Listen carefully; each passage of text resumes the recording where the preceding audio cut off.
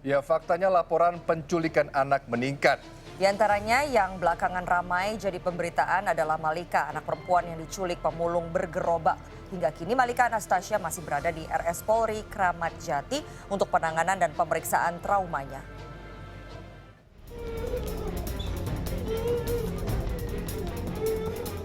Masih hangat dalam ingatan, Malika Anastasia, anak perempuan 6 tahun, yang hampir sebulan diculik pemulung bergerobak.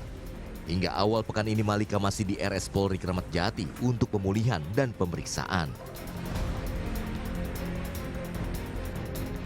Setelah 26 hari dibawa menggelandang juga memulung, Malika pun ditemukan di gerobak, teronggok bersama rongsokan pulungan. Motifnya masih terus didalami. Sejauh ini tersangka mengaku menculik karena ingin memiliki. Tersangka Iwan Sumarno, pria 42 tahun penculiknya, juga merupakan residivis kasus pencabulan anak. Selepas dipenjara 7 tahun, pelaku bekerja serabutan, termasuk hidup berpindah-pindah. Juga belum lama terjadi, sepasang suami istri menculik bayi dan sempat membawa kabur dari Tambora ke Madura. Bayi yang saat itu berusia 6 bulan merupakan anak tetangga pasangan pelaku ini. Telah mengincar serta mengetahui kebiasaan keluarga targetnya, kedua pelaku lancarkan aksi ketika bayi ditinggal sendiri di kamarnya. Pasutri ini sebut menculik karena telah lama menikah namun tak kunjung punya anak. Kemudian ingin jadikan bayi sebagai buah hati sendiri.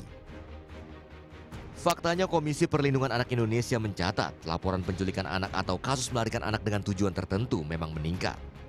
Dari 28 aduan di tahun 2021, jadi 41 per Desember 2022. Apakah juga banyak perebutan hak asuh? Nah, ini kita tarik pada ranah yang mungkin bukan untuk menculik, ya, tapi mengambil anak untuk dibawa, tapi tidak ada komunikasi, ya, karena situasi rumah tangga kan beragam. Di antaranya yang belum perceraian maupun sudah perceraian itu lebih potensi konflik dan mengambil anak itu lebih besar. Nah, ini juga termasuk yang terlaporkan ke KPAI gitu. Apakah bermuara pada eksploitasi? Kan tidak juga. Kriminolog Universitas Muhammadiyah Surabaya sebut, anak rentan baik sebagai tujuan maupun jadi target penculikan. Pada kasus korban anak di atas 3 tahun, hampir semua pelaku manfaatkan kedekatan dan kemudahan anak didekati. Karena alasan psikologis saya dapat melihatnya di sini anak-anak sangat rentan, ya, sangat rentan. Bahkan hukum melihatnya perempuan dan anak-anak adalah kelompok yang harus dilindungi karena mereka berdua adalah kelompok rentan. Begitu.